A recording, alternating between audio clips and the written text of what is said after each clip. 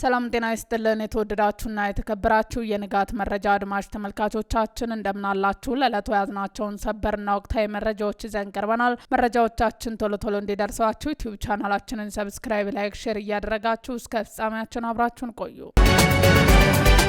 አሁንም የፓርቲው አባል ነኝ በምርጫው አዲስ አበባ ብቻ እንሳተፋለን ሲል አቶ ጀዋር መሐመድ ተናገረ። በውጭ ሀገር የሚኖሩት አቶ ጀዋር መሐመድ ከቢቢሲ አፋን ኦሮሞ ጋር ባደረጉ ቃለ ምልልስ የኦሮሞ ፌዴራሊስት ኮንግረስ አባልነታቸውን እንደለቀቁ ገልጸዋል። አቶ ጀዋር ከ4 ዓመት በፊት የኦፌኮ ምክትል ሊቀመንበር ሆነው መመረጣቸውን የሚታወስ ሲሆን ከሀገር ውጭ በመሆናቸው በፓርቲው ውስጥ ያላቸውን ተሳትፎ ደካማ መሆኑ ይታወቃል። አሁንም የፓርቲው አባል ስለመሆናቸው ተጠይቀው አዎ ነኝ የሚል መልስ ሰጥተዋል። ኦፌኮ ባለፈው ምርጫ ያልተሳተፈ ሲሆን ዘንድሮ የሚደረገው ምርጫ ካልተሳተፈ በምርጫ ቦርዱ የሚሰረዝ በመሆኑ በአዲስ አበባ ብቻ እንደሚወዳደር ማስታወቁ ይታወሳል። አቶ ጀዋር ይህንን የፓርቲውን አቋም እንደሚደግፍ ገልጸዋል። በከተማ ውስጥ ከሚያቀርቧቸው እጩዎች መካከል አቶ ጀዋር አንዱ ስለመሆኑና አለመሆናቸው ተጠይቀው ፓርቲው የሚያቀርባቸው እጩዎች ጊዜው ሲደርስ ያሳውቃል በማለት ቀጥተኛ መልስ ከመስጠት ተቆጥበዋል። በአሁኑ ወቅት ኑሯቸው በውጭ ሀገር ማድረጋቸውን የገለጸው አቶ ጀዋር በአሁኑ ወቅት በኢትዮጵያ ውስጥ ያለው የፖለቲካ ምህዳር መጥበቡንና የፓርቲዎች እንቅስቃሴ መገደቡን ተናግረዋል። የተቃዋሚ ፓርቲ አባላት እንደሚገደሉና እንደሚታሰሩ እንዲሁም በጥሩ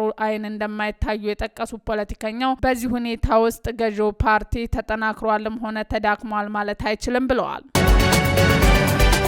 ከግብር ከፋይ ጉቦ በመጠየቅ የተቀበለ የኦዲት ባለሙያ በስልክ ጥቆማ እጅ ከፍንጅ መያዙን የአዲስ አበባ ገቢዎች ቢሮ አሳውቋል። በቦሌ ክፍለ ከተማ አነስተኛ ግብር ከፋዮች ቅርንጫፍ ጽህፈት ቤት አንድ የታክስ ኦዲት ቡድን አስተባባሪና በቡድን አስተባባሪና የታክስ ኦዲት ባለሙያ በግብር ከፋይ የቀረበ የወጪ ሰነድ አንቀበልም በማለት ጉቦ ጠይቀው ሲቀበሉ እጅ ከፍንጅ መያዛቸውን ነው ቢሮ ያሳወቀው። ተጠርጣሪ ግለሰቦቹ ግብር ከፋዩ ለኦዲት ምርመራ የሚውል ሰነድ አሟልቶ አቅርቦ እያለ አላቀረብክም በሚል ጉቦ መጠየቃቸውን የገለጸው ቢሮው ግብር ከፋዩ 3 ሚሊዮን ብር ወጪ የያዘ ሰነዶችን አቅርቦ እያለ ከአንድ ወር በላይ ማመላለሳቸውን ጠቁመዋል። ሆኖም ግብር ከፋዩ የተጠየቁትን የጉቦ ገንዘብ ለመክፈል ፈቃደኛ ባለመሆን በቢሮው የነጻ የስልክ ቁጥር ጥቆማ በመስጠታቸው ተጠርጣሪ ግለሰቦቹ በቁጥጥር ስር ሊውሉ ችለዋልም ብለዋል። በተመሳሳይ ጥር 1 ቀን 2018 ዓ.ም ሌላኛው የታክስ ኦዲተር ባለሙያ ከግብር ከፋዩ 50 ሺህ ብር ጉቦ ሲቀበል እጅ ከፍንጅ መያዙን ያሳወቀው የአዲስ አበባ ገቢዎች ቢሮ የታክስ ኦዲት ቡድን አስተባባሪ ደግሞ ከኃላፊነታቸው እንደተነሱና ምርመራ እየተደረገባቸው እንደሆነ አሳውቋል። ኦፌኮ የቢሾፍቱን ሜጋ ኤርፖርት ፕሮጀክት በጽኑ እቃወማለሁ አለ። የኦሮሞ ፌዴራሊስት ኮንግረስ የአቡ ሴራ ሜጋ ኤርፖርት ፕሮጀክትን አስመልክቶ ክብርን የሚነካ ልማት ሳይሆን ዝርፊያ ነው ሲል መግለጫ አውጥቷል። የኦሮሞ ፌዴራሊስት ኮንግረስ በምስራቅ ሸዋ ዞን አቡ ሴራ ወረዳ ሊገነባ የታቀደውን የሜጋ ኤርፖርት ፕሮጀክት አስመልክቶ በአካባቢው ማህበረሰብ ላይ የተጋለጠውን ስጋት ለህዝብ ለማሳወቅ በሚል መግለጫ አውጥቷል። ኦፌኮ በመግለጫው ባለፈው 3 ዓመታት የሸገር ከተማ ምስረታንና የአዲስ አበባ ኮሪደር ልማትን ተከትሎ የተከሰተውን ህገወጥ የመፈናቀል ማዕበል በተመለከተ ተከታታይ ማስጠንቀቂያዎችን ሲሰጥ መቆየቱን አስታውሶ ይሁንና አሁን በአቡ ሴራ የተፈጠረውን ሁኔታ ችግሩን ወደ አደገኛና የከፋ ደረጃ መሸጋገሩን ያሳያል ሲል ማስታወቁን ኢትዮጵያ ቢዝነስ ቪው ዘግቧል። አፈርን ከሲሚንቶ ጋር በመቀላቀል ደረጃውን የጠበቀ ቤት ለመገንባት የሚያስችል ጥናት ተጠናቀቀ። ከትንሽ ሲሚንቶ ጋር በመቀላቀል ደረጃውን የጠበቀ ቤት ለመገንባት የሚያስችል ጥናት መጠናቀቁን የኢትዮጵያ ኮንስትራክሽን ማኔጅመንት ኢንስቲትዩት አስታወቀ። የኢንስቲትዩቱ ዋና ዳይሬክተር ታምራ ሙሉ ለጋዜጣ ፕላስ እንደገለጹት ከሀረማያ ዩኒቨርሲቲ ጋር በመተባበር የተጠናው ይህ ጥረት ትኩረቱን ያደረገው በሀረር በድሬዳዋና በጅጅጋ አካባቢዎች የሚገኘው አፈር ለቤት ግንባታ በሚውል መልኩ ማዘጋጀት ነው ብሏል። ቴክኖሎጂ የተለመደውን ብሎኬት ከመጠቀም ይልቅ በአካባቢው የሚገኘውን አፈር ከትንሽ ሲሚንቶ ጋር በመቀላቀል ደረጃውን የጠበቀ ቤት ለመገንባት የሚያስችል ነው ብለዋል። በዚህ አካባቢዎች ለሚኖሩ ከ6 ሚሊዮን በላይ ነዋሪዎች የቤት ግንባታ ችግርን የሚቀርፍ መፍትሄ ይዞ መቅረቡን ዋና ዳይሬክተሩ ተናግረዋል። ግንባታዎች ሙሉ በሙሉ በሲሚንቶ ላይ ብቻ የተንጠለጠሉ እንዳይሆኑ በማድረግ የግንባታ ወጪን በእጅጉ እንደሚቀንስም ተገልጿል። ጥናቱ አሁን የኢንጂነሪንግ መስፈርቶች አሟልቶ በቤተ ሙከራ የተረጋገጠ ሲሆን በአሁኑ ወቅት ለአካባቢያዊ ችግር አካባቢያዊ መፍትሄ በሚል ስትራቴጂ ለመጨረሻ ማረጋገጫ ለውይይት ቀርቧል።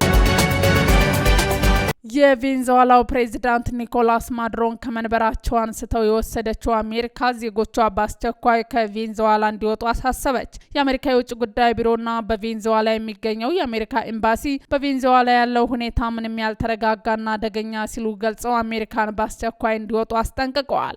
የታጠቁ ሚሊሻ ቡድኖች መንገዶችን የመዝጋት አሜሪካኖች ዜጎችን እንዲሁም የአሜሪካን ምልክት የሚገልጹ ተሽከርካሪዎችን የመፈለግ እንቅስቃሴ ውስጥ እንደገቡ ተገልጿል። አሜሪካ ቬንዙዌላን ከፍተኛ ስጋት ያለባት ስትል በደረጃ 4 ወደዛ እንድትጓዝ ስትል ፈርጃታለች። ይህ ደረጃ 4 የስጋት ደረጃ ለህይወት አስጊ የሆነ ሽብርተኝነትን፣ አፈና ወይም እገታ፣ የዘፈቀደ ህጎች፣ ህዝባዊ አመጽንና ደካማ መሰረተ ልማት እንዳለባት የሚያመለክት ነው። በዚህም አሜሪካ ዜጎቿ ወደ ቬንዙዌላ እንዳይጓዙ ማስጠንቀቋ ተዘግቧል።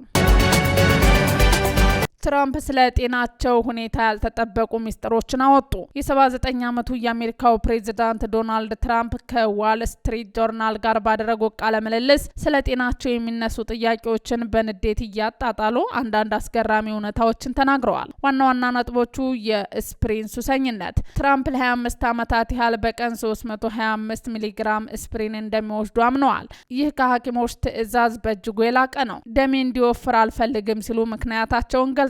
ሜካፕ አጠቃቀም ስፕሪን በብዛት መውሰዳቸው እጃቸው ላይ በቀላሉ ሰማያዊ ጥቁር እንዲፈጠር አድርጓል። ይህንን ለመሸፈን ግን ሜካፕ እንደሚጠቀሙ በግልጽ ተናግረዋል። ለ10 ሰከንድ ብቻ ነው የሚፈጅብኝም ብለዋል። ስፖርት አይወዱም። ከጎልፍ ውጭ ምንም አይነት ስፖርት እንደማይሰሩና እንደ ሯጭ ማሽን ያሉ እንቅስቃሴዎች አሰልች እንደሆነባቸው ገልጸዋል። አልተኛሁም፣ አይኖቼን ጨፍኜ ነው። በስብሰባዎች ላይ እንቅልፍ ይወስዳቸዋል ለሚለው ትችት አይኖቼን የምጨፍነው ዘና ለማለት ነው። ፎቶግራፍ አንሺዎች አይኖቼን ባርገበግብ ነው የሚይዙ ሲሉ ምላሽ ሰጥተዋል። የሐኪሞቻቸው አስተያየት የግል ሐኪሞች ካፒቴን ሾን ባርላባሌ ፕሬዚዳንቱ በቅርቡ ባደረጉት የሲቲ ስካን ምርመራ ምንም አይነት የልብ ወይም የጤና ችግር እንዳልተገኘባቸውና በጣም በጥሩ ጤና ላይ እንደሚገኙ አረጋግጠዋል። ትራምፕ በታሪክ በስልጣን ላይ የሚገኝ አንጋፋው የአሜሪካ ፕሬዚዳንት መሆናቸው በጤናቸው ላይ ያለው ክትትል እንዲበረታ አድርጎታል። የኢራኑ ፕሬዝዳንት ለወላጆች ጥሪ ያቀረቡ። ልጆቻችሁ ከአሸባሪዎች ጠብቁ ብለዋል።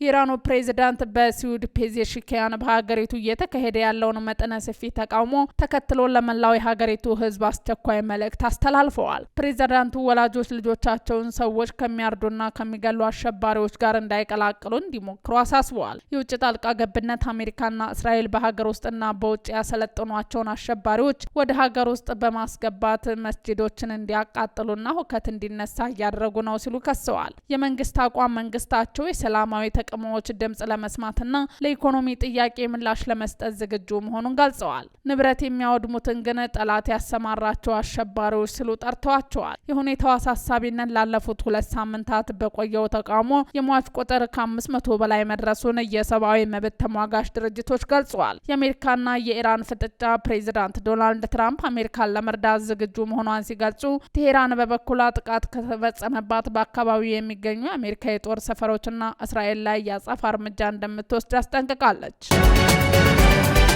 ውድ አድማጭ ተመልካቾቻችን የዛሬ ዜናዎቻችን እነዚህን ይመስሉ ነበር። አብራችሁን ስለነበራችሁ ከልብ እናመሰግናለን። መልካም ቀን።